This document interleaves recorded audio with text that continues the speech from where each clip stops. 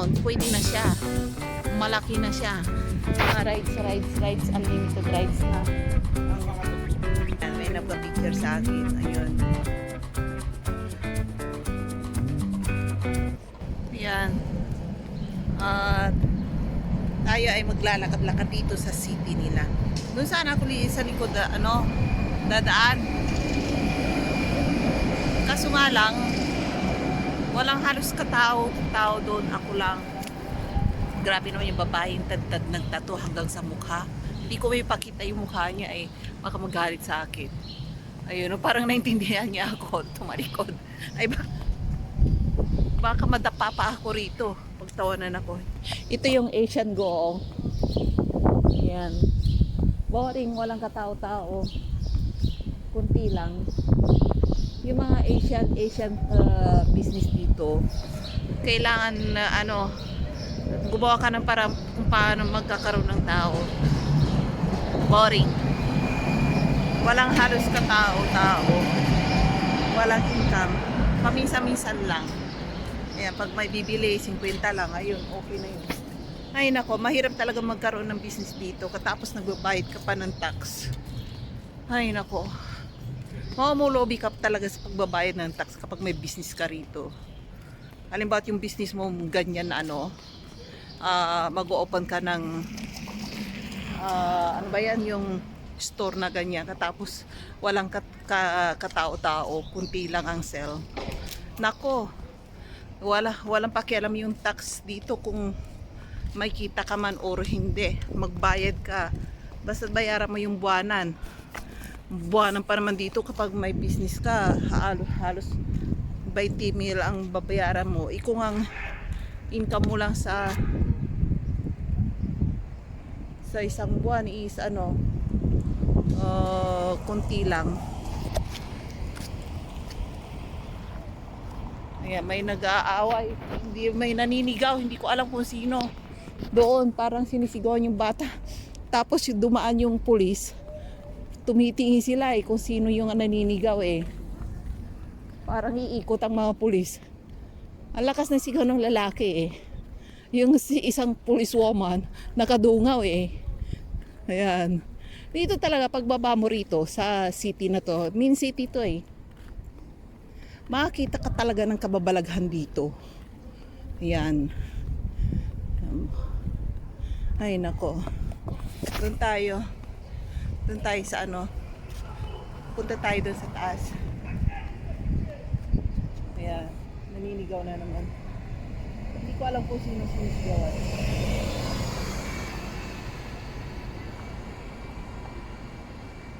Parang sinisigawan niya yata yung bata Ang lakas. Gypsy yata ang tatay. Ayan.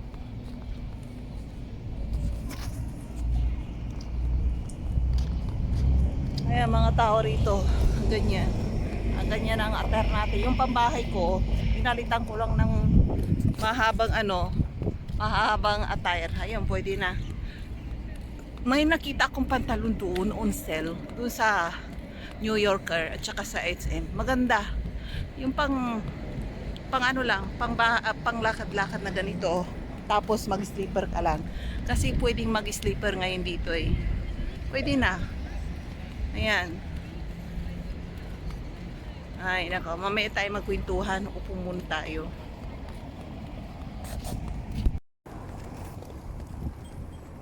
Ayan, akyat tayo dyan sa taas. Tingin tayo kung anong makikita natin dyan.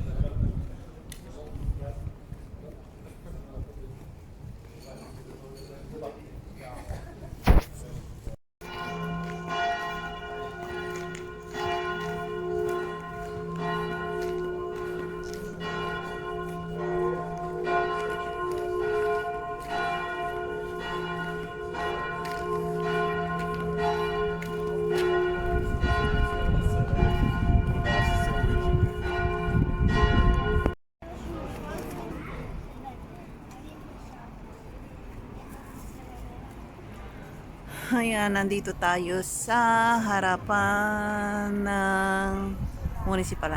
Yung mga nandoon, yung mga tao doon, Mga turista mga yan. Ayan. Hindi ko alam kung anong bansa rito. Mga ano puti rin eh. Mga apam. Ayan. Dito, dayuhin ng mga turista to. Kaya kung kukunin niyo akong tourist guide, ipapashare ko kayo rito. Magtatambay tayo araw-araw. Ayan. Ayan, nandito tayo sa harapan ng ano, yan o, municipal. Yung mga ano, binigyan sila ng maraming pagkain, no. Hindi ko alam kung anong pagkain yan. Pinuputak din ng mga kalapati, oh. Ayan. Daming tao. Ayan, daming tao. Ayan. Ayan, dito muna tayo magtambay-tambay. Upo tayo rito.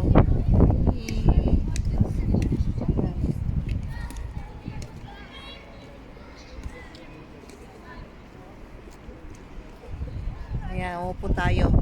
At titignan natin yung mga kalapating yan. Ayan, ang daming magandang puti. Ayan, oh.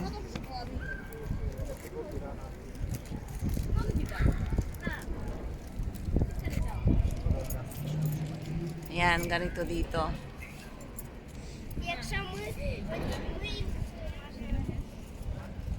Ayan, tambay-tambay muna tayo dito. Ano sa palagay niyo? Maganda bang tumira rito? Ayan, oh. Magandang tumira rito kapag nasa city kayo. Pero kapag nasa mga probinsya or village, kailangan nyo ng masakyan. Kung asawa kayo na mga taga-check, ayun, patambay-tambay lang kayo rito. Yan, katulad ko.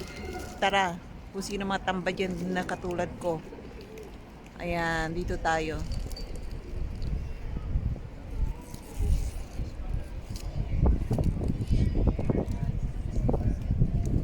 Ganda ng mga bata rito. Grabe. Ayan. Summer. Ganyan ang summer dito. Ayan. Kanya-kanyang attire. At wait. Ayan. Nandito tayo.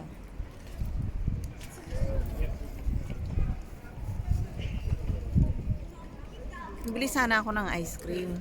Kaso nga lang, kumain na ya. Busog na busog ako. Busog na busog ako sa bahay. Ayan. Ayan, tignan niyo, oh. Diyan, oh. Ayan, oh, diyan. Dahil tao rito hanggang gabi to kasi summer. Pero kapag snow rito, halos walang gusto ko upo rito sa mga ganito. Kasi punong-puno ng snow. Ayan. Katulad ko ngayon, nagtatambay na rin. Kaso nga lang yung asawa ko, ayaw niya akong pagtambayin dito. Yung sabi niya, tambayan daw ng mga ano rito. Yung mga walang trabaho. Katulad ko. Ay nako, talaga asawa ko. Ayan. Shoutout sa mga taga-Pangasinan dyan na katulad ko. Sinong taga-Pangasinan dyan na nandito sa Czech Republic? O dito sa Europe. Shoutout naman kayo dyan.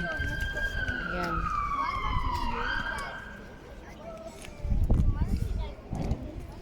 Ay nako. May nakaharang sa kita sa harapan ng live ko. Ayan, o. Kawawa naman yung live ko, nakaharang hita. Ang araw, galing kami doon sa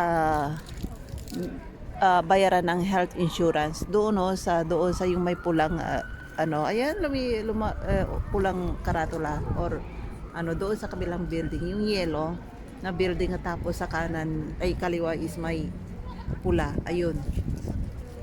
Tingnan yung mga mga kalapating mababang lipad.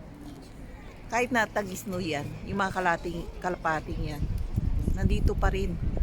Hindi makalipat-lipat sa ibang bansa kasi mababang lipad. Kahit na may snow yan sa lupa, andyan na, naglalakad pa rin sila. Ang tibay nila pala sa snow. Halos lahat ng ibon dito is lumipad na sa ibang bansa. Pero yung kalapating yan, nandito pa rin. Ayan ang mga kalapati. Hindi makalipad ng malayo kasi dito lang parte. Yan. Ayan, tingnan niyo ang daming tao.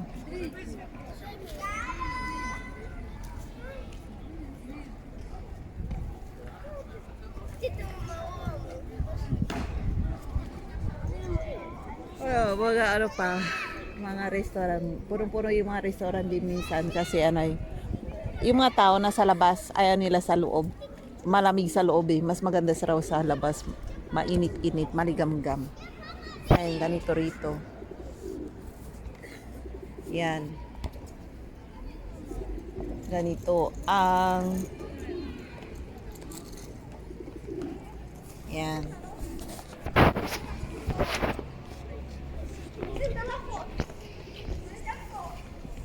At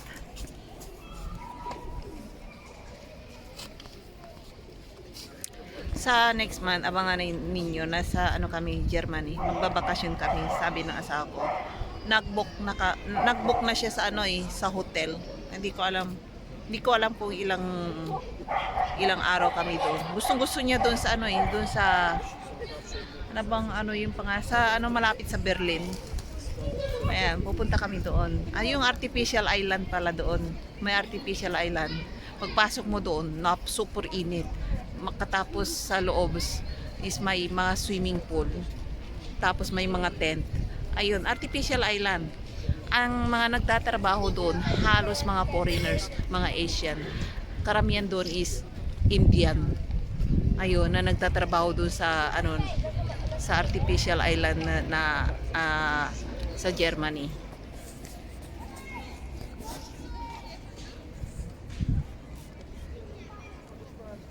Maganda doon. Gusto ng anak kong bumalik doon. Sinasuggest niya sa sa daddy niya parati na doon daw kami pumunta. Ay, sabi ko naman, kung pupunta tayo doon, mas maganda sa Asia na lang tayong bakasyon. Sa Taiwan, sabi ko gano'n. Mahal daw. Ay, kaming tatlo yata, abot ng pamasahe namin yata is 150,000 peso. Abot ng 200,000. Katapos, siyempre, hindi lang naman yung dadalhin namin, ticket lang. Siyempre, pera pa na pocket money namin doon. Yun. Kaya abot ng mga kalahating milyon ang dala-dala namin doon para mabuhay. 150,000.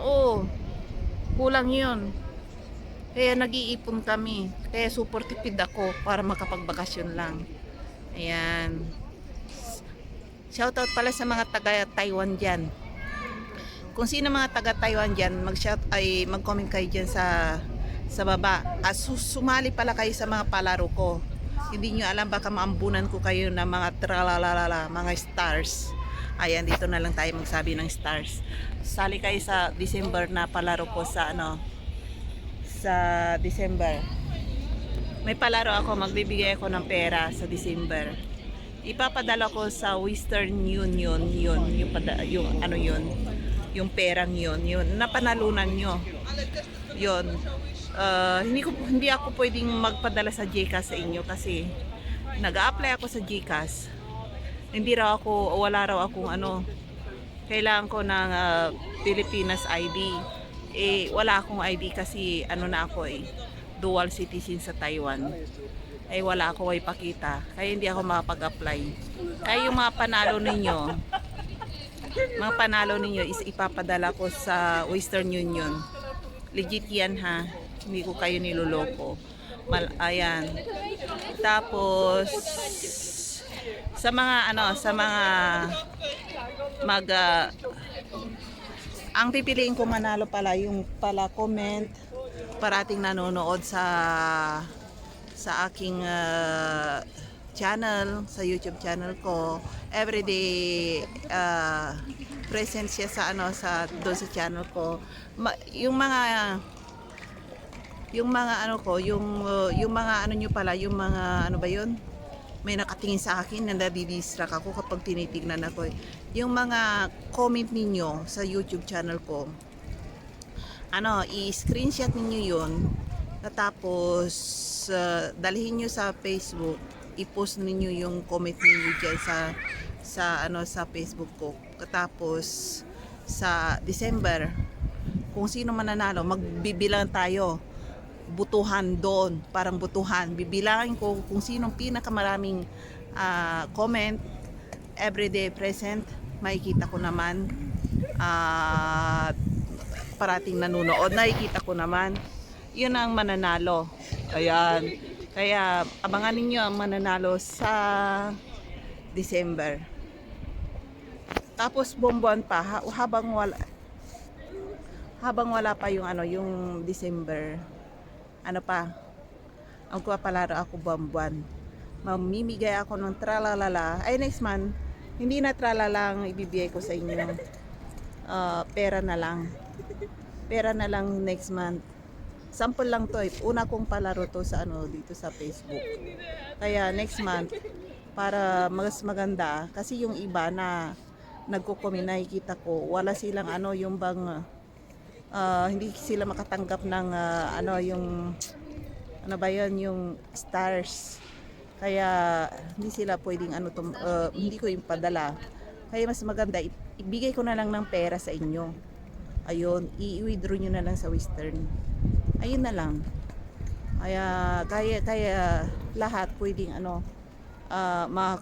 maka-join. Basta ang instruction ko doon diyan sa Facebook, nyo lang, gawin nyo lang yung pumunta kayo sa YouTube, subscribe, likes, comments, screenshot, at dali nyo yung screenshot sa Facebook ko, o doon nyo i-comment yung araw-araw. Huwag kayong tumigil hanggat hindi nyo nakukuha yung pa-premyo. Ayun. Kung si Facebook may pa-premyo din ako. Ayun, di ba? Tara. Ayan, mga kalapate. Ayan. Nandito tayo. Ayan, magsi 6:30 na. Ayan, mga shop dyan. Mga 7 or 8 dito nagsasarado na. Yung iba alas 6 nagsasarado na nga eh. Tingnan yung mga kalapate. Yan kalapating mababang lipad. Ayan. Ayan, dami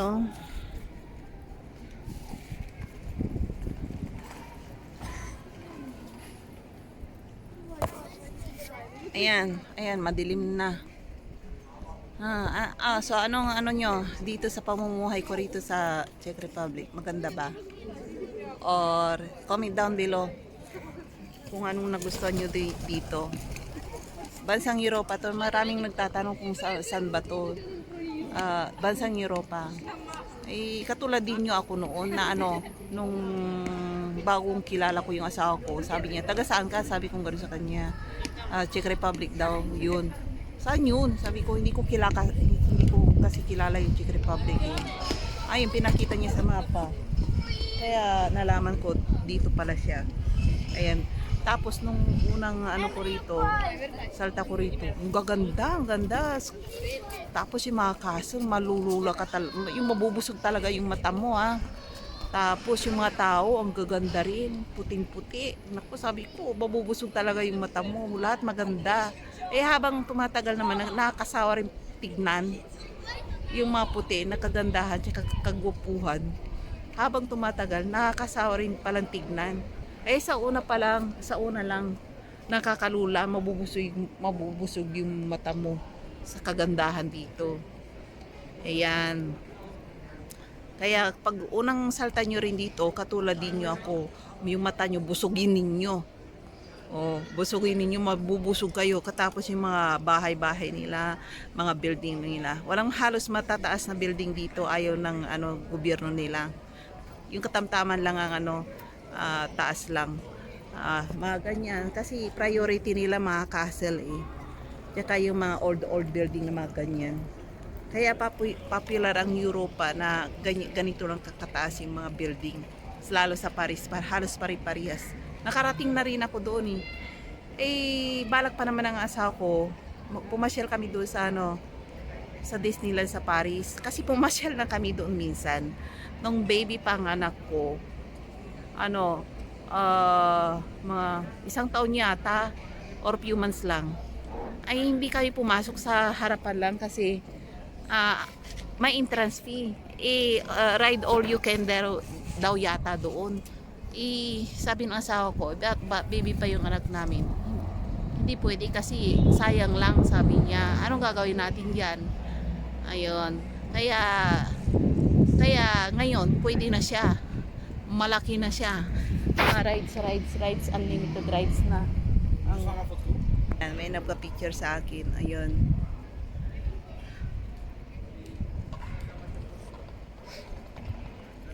At ayan, na-distract ako doon sa lalaki eh.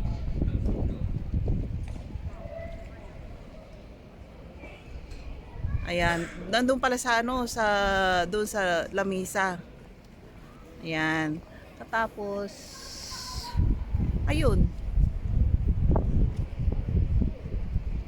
Ay nako. Talaga rito kapag mag-isa kang kala nila dalaginding ako. Hindi nila alam matanda na ako, anak-anakan ko na yun. Lalaki na kaya ng anak ko. Yung isa kong anak may may anak na rin. Maagang lola. Yun, naging lola na ako kabata-bata. Ayan. Tapos nung na-distract ako. Gwapo kasi yung lalaki, parang napilay lang eh. Ay nako, kung pwede lang magpalit ng mga asawa rito, palitan ko lang yung asawa, umili ka rito, ang dami ang gwapo nila. Yun, ang gwapo ng mga lalaki dito Kaso nga lang, baka mamay sakalin ako ng asawa ko. Tsaka yung anak ko, hindi raw pwede. Sinasabihan ako ng yung anak ko, hindi raw pwede. Ayaw niya ng bagong daddy raw. Hindi pwede. Hindi pwede daw. Ay nako. Loko-loko. Ayun. Kaya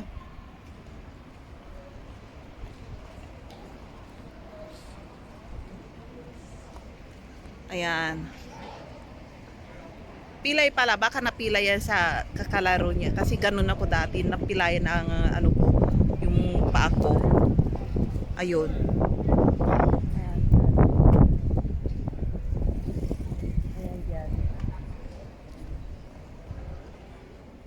Ayan, kita niyo. Kapag kayo mga Pilipina at marunong mag-English or umupo lang kayo rito, katapos may pagkasingkit ang mata ninyo, mga pango kayo, lalapitan kayo ng mga lalaki rito. Ayan, kahit na sabihin yung lola na kayo at yung mga lalapit sa inyo, mas bata pa sa mga anak mo. Ay nako. Sana all Ayan. Ayan, halos wala ng mga tao rito ngayon.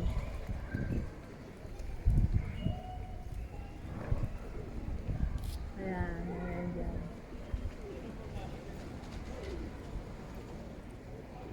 Ayan, di ba sinabi ko na sa inyo na dito kami ikinasal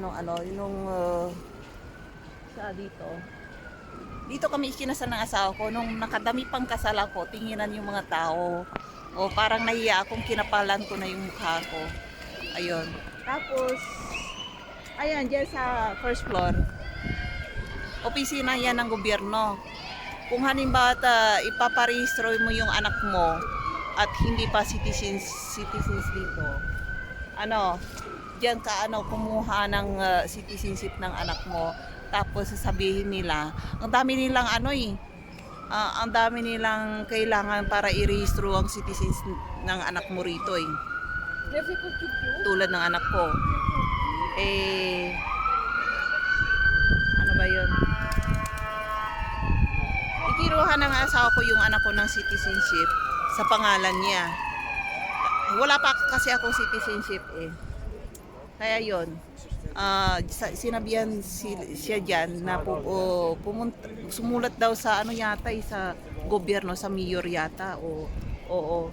Sumulat ang asawa ko doon na sinabi niya na kailangan niya maging citizens yung anak niya. Ayan. Ilang buwan lang, isang buwan lang yung anak niya eh. Binigyan naman siya kaagad. Mga isang buwan, nung sumulat siya, parang may nadisgrasya. Ayan. Ayan, na-distract ulit ako. Doon. Ayan, may ano na. May ambulansya. Nasaan yun? Ano nangyari doon? Ayan. At ano yung sabi ko, nakalimutan ko na. Basta i-comment nyo na lang yan. Maraming nakadistract dito kasi eh. Asan yung gwapong lalaki? Nandun pa rin. O baka parang tinitignan yung likod ko. Ayan.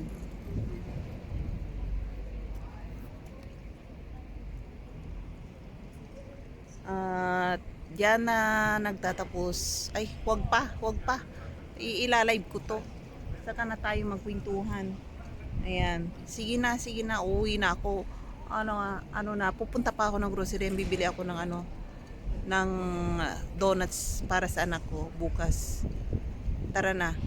Tara. Na ba yan? Yung nakachinelas ako.